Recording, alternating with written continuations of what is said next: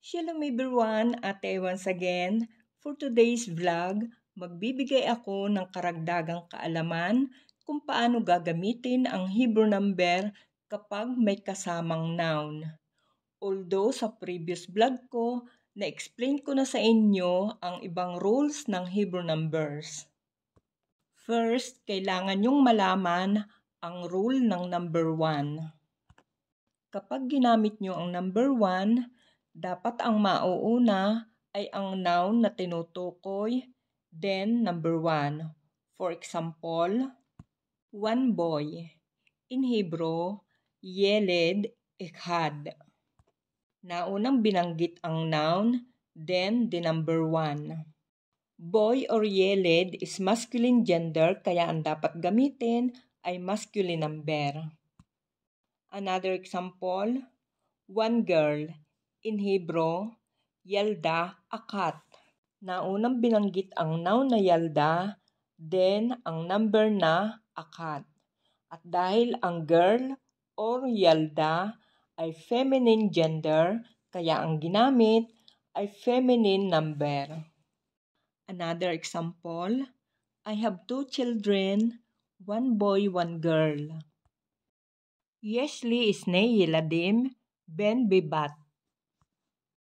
Dito naman hindi na natin narinig ang number na ikad and akat dahil sa Hebrew kapag sinabi mong ben bivat, understood na one boy, one girl.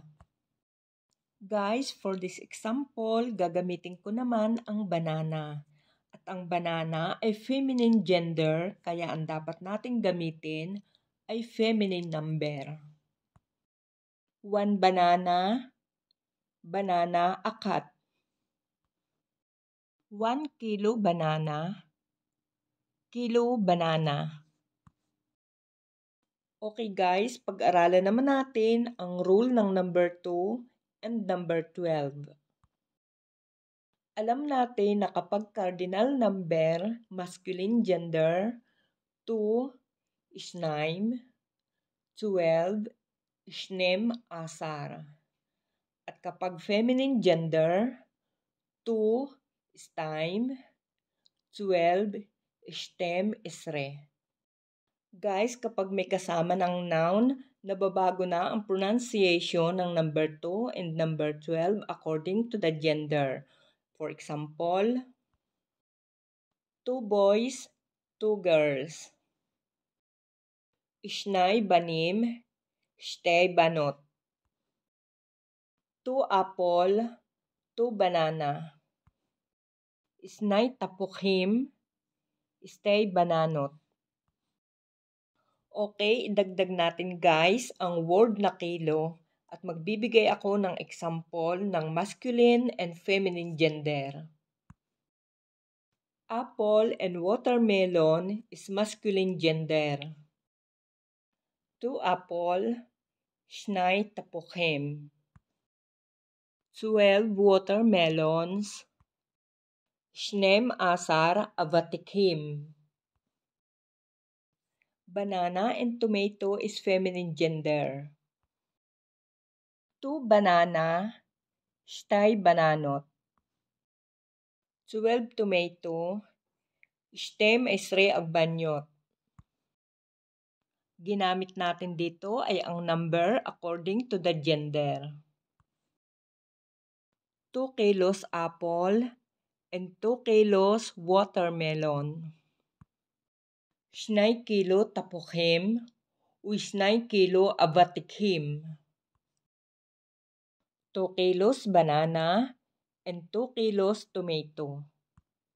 2 kilo bananot u 2 kilo agbanyot. Guys, pay attention kung iisipin nating mabuti parang may mali. Kasi ang banana at tomato ay feminine gender, bakit ang ginamit natin ay isnay? At alam natin, ang isnay ay masculine number. Okay, ito ang explanation. Kasi ang pinag-uusapan na dito ay kilo. Ilang kilo ba?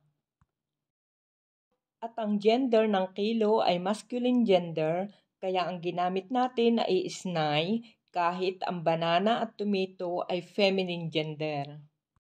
Guys, kapag gumamit na tayo ng kilo, ang dapat gamitin ay masculine number. Whatever feminine or masculine gender ang iyong tinutukoy.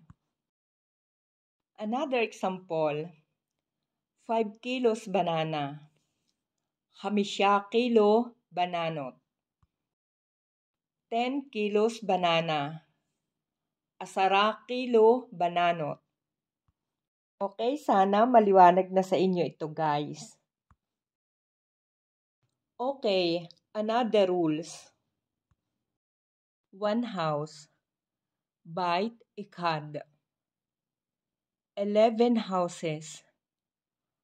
Akad asar batim. 2 houses.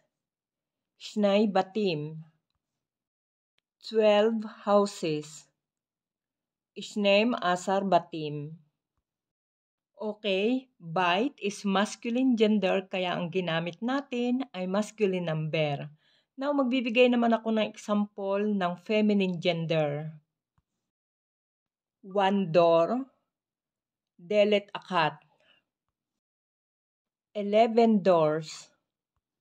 Akat is red latot. Okay, door or delet is feminine gender kaya ang ginamit natin ay feminine number. Okay, gamitan natin ng word na number or mispar. House number 5. Bait mispar khamesh.